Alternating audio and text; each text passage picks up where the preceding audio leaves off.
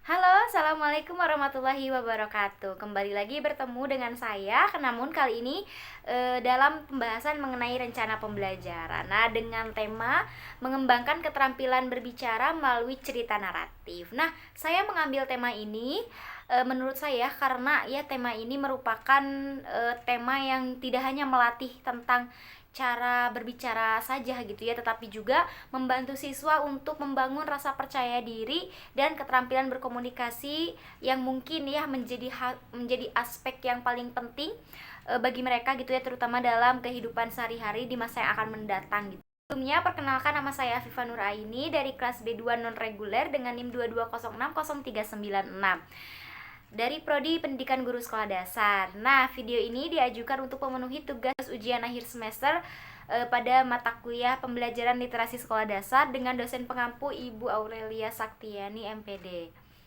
Nah, mari kita simak selanjutnya. Di sini selanjutnya ada tujuan pembelajaran. Yang pertama, siswa mampu memahami struktur cerita teks naratif.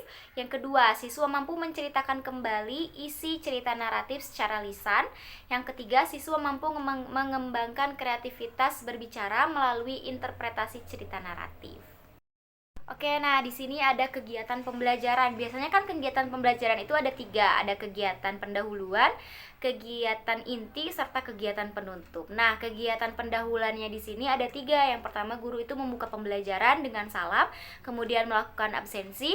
Yang kedua, guru menyampaikan tujuan pembelajaran hari ini, dan yang ketiga itu guru memberikan pertanyaan pemantik seperti, apakah kalian pernah mendengar sebuah cerita?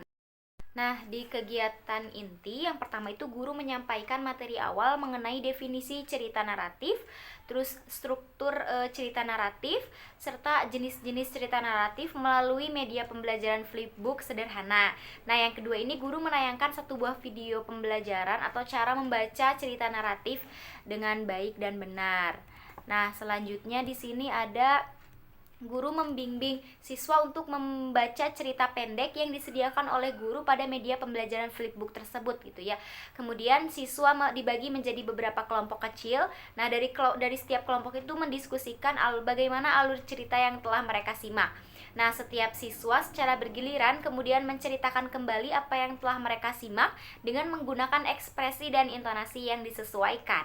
Nah, yang ketujuh, guru memberikan umpan balik secara langsung untuk meningkatkan kemampuan berbicara siswa. Nah, di kegiatan penutup yang pertama itu guru memberikan apresiasi terhadap usaha siswa dalam menceritakan cerita naratif tersebut gitu ya. Yang kedua, guru memberikan sebuah refleksi singkat mengenai pentingnya menyampaikan cerita dengan baik. Yang ketiga itu guru meminta seluruh siswa untuk mencoba membuat cerita naratif sebagai salah satu kegiatan berlatih di rumahnya masing-masing. Nah, mungkin itu ya runtutan dari kegiatan pembelajaran.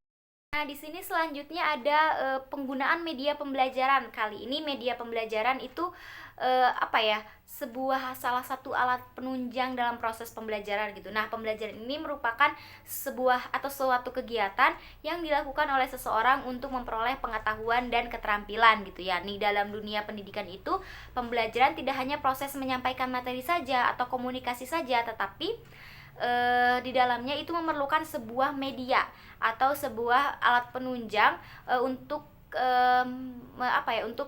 menunjang proses pembelajaran tersebut gitu ya. Nah, dalam media pembelajaran ini berperan penting untuk membantu guru menyampaikan materi pembelajaran dengan baik nih.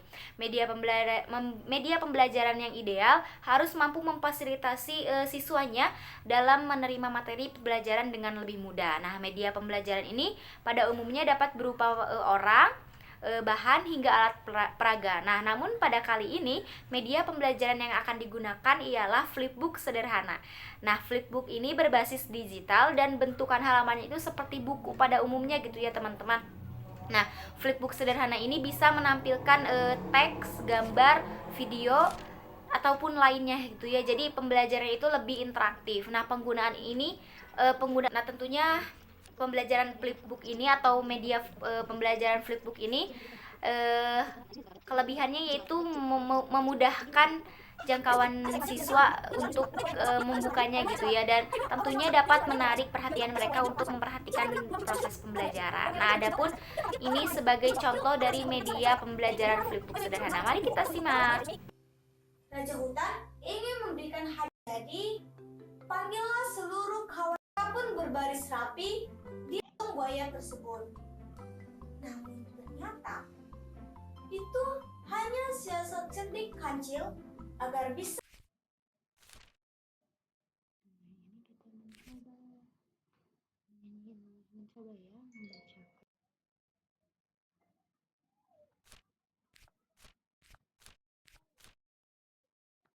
Nah, selanjutnya di sini ada bahan ajar yang mendukung proses pembelajaran. Di sini ada 3 ya teman-teman. Ada flipbook sederhana yang tadi sudah kita lihat medianya itu. Terus ada teks cerita naratif pendek yang berjudul Kancil dan Buaya. Dan yang ketiga itu ada video mengenai cara bagaimana membacakan atau berbicara cerita naratif tersebut.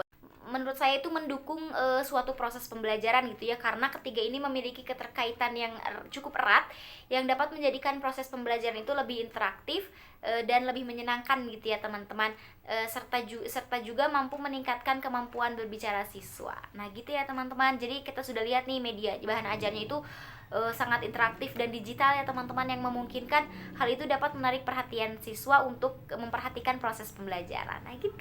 Nah, di sini selanjutnya ada metode dan rubrik penilaian. Nah, metode penilaian itu ada 3 ya. Yang pertama ada observasi. Observasi ini mengamati keterlibatan siswa dalam atau selama proses berdiskusi kelompok gitu ya. Nah, yang kedua ada penilaian presentasi, yang dimana menilai kemampuan siswa dalam menceritakan kembali cerita yang mereka simak gitu ya, dengan intonasi dan ekspresi yang sesuai. Dan yang ketiga itu ada tes tertulis, yang dimana siswa itu membuat cerita naratif di rumahnya masing-masing. Nah, metode penilaian presentasi ini dapat kita lihat dalam rubrik penilaian yang akan kita jelaskan berikutnya. Oke, tunggu. Oke, nah di sini ada metode dan rubrik penilaian. Di sini ada daftar cek. Penilaian presentasi dapat dilakukan dengan menggunakan metode daftar cek dengan pemberian skor. Nah, coba kita lihat di sini ada tabel, ada nomor, unsur yang dinilai, dan skor. Skornya itu ada dari 1 hingga ke 4. Nah, next di sini ada penilaian yang pertama itu unsur ekspresi fisik. Yang kedua itu ekspresi suara. Dan yang ketiga itu ekspresi verbal.